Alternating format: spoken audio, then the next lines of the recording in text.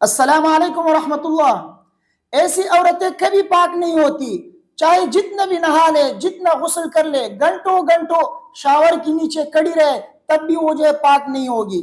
اگر ان کے اوپر غسل فرض ہے اور وہ ناپاک ہے، غسل کرنا چاہتی ہے، گھنٹوں گھنٹوں بھی اگر وہ شاور کے نیچے کڑی رہے گی تب بھی ان کو پاکی حاصل نہیں ہوگی۔ ایسی عورتیں بہت ساری ہیں جو یہ غلطی کرتی ہیں۔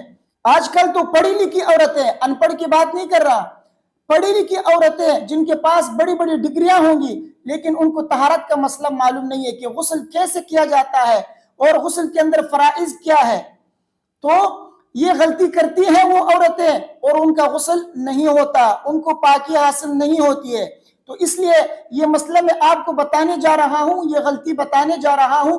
اس مسئلے کو اچھی طرح غور سے سنیے اور اپنے دوستوں کے ساتھ اس کو لازمی شیئر کیجئے، اور یہ مسئلہ اپنے ماں بہن بیٹی بیٹیوں کو جو ہے یہ مسئلہ بتا دیں تاکہ ان کو غسل کرنے کا طریقہ حاصل ہو سکے، تاکہ وہ پاکی حاصل کریں، تاکہ ان کی نمازیں ہو سکے، تاکہ وہ روزہ رکھے تو صحیح روزہ رکھے، ان کی نماز صحیح ہو، ان کا روزہ صحیح ہو۔ کیونکہ جب پاکی حاصل نہیں ہوگی تو ان کی نماز نہیں ہوگی، ان کا روزہ نہیں ہوگا، کیونکہ بعض عبادات کا تعلق طہارت کے ساتھ ہے، پاکی کے ساتھ ہے۔ جب آپ پاک نہیں ہوں گے تو آپ کی عبادت بھی نہیں ہوگی۔ اب وہ غلطی کیا ہے سنیے ذرا۔ دیکھیے آج کل بہت ساری عورتیں نیل پالش لگا لیتی ہے۔ نیل پالش بھی جو ہے دو قسم کی ہے۔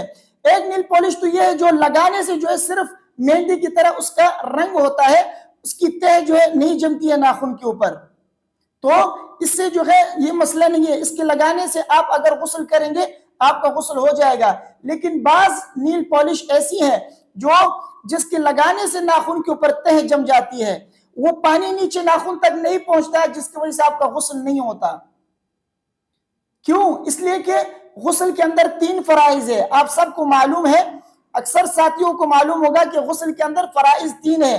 نمبر 1 منہ بھر کر کلی کرنا یا غرارہ کرنا، نمبر 2 ناک کے نرم اڈی تک جو ہے پانی چڑھانا، نمبر 3 پوری جسم کے اوپر اس طرح پانی بہانا کہ بال برابر بھی خشک نہ رہ جائے۔ تو یہ 3 فرائض ہے۔ تو دیکھیے جب نیل پالش اگر اس سے تہ جم جاتی ہے ناخن کے اوپر تو پانی ناخن تک نہیں پہنچتا، جس کی وجہ سے آپ کا غسل نہیں ہوتا۔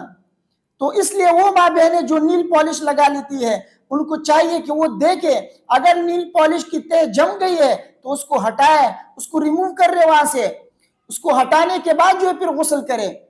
اگر ہٹانے کے باوجود بھی تھوڑا بہت رہ گیا ہو تب بھی جو ہے آپ کا غسل نہیں ہوگا، کیونکہ سوئی کے سر کے برابر بھی اگر جسم میں کوئی جگہ خشک رہ جائے تو غسل نہیں ہوتا۔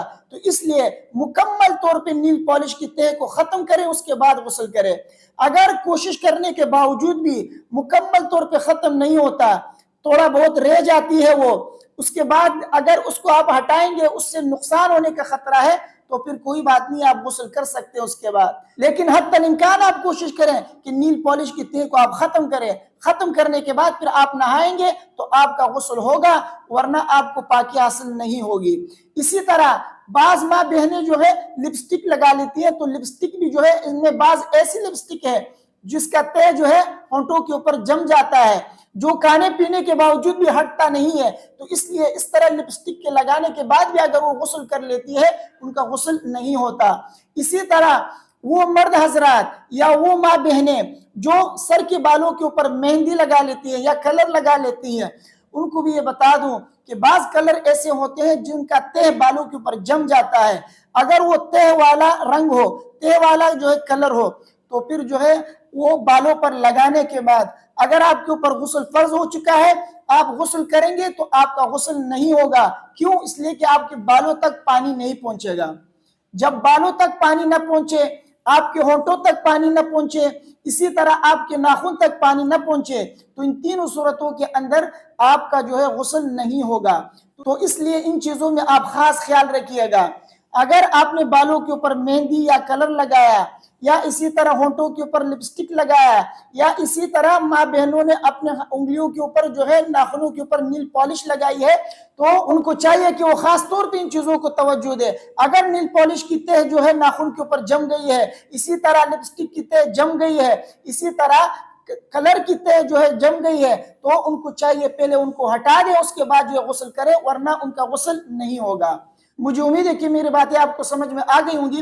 ویڈیو کو اپنے دوستوں کے ساتھ لازمی شیئر کیجئے، اپنے گھر والوں کو، ماں بہنوں کو جو ہے یہ مسئلہ اچھی طرح سمجھا دے تاکہ ان کو یہ مسئلہ معلوم ہو اور غسل کرتے وقت ان چیزوں کا خاص خیال رکھے۔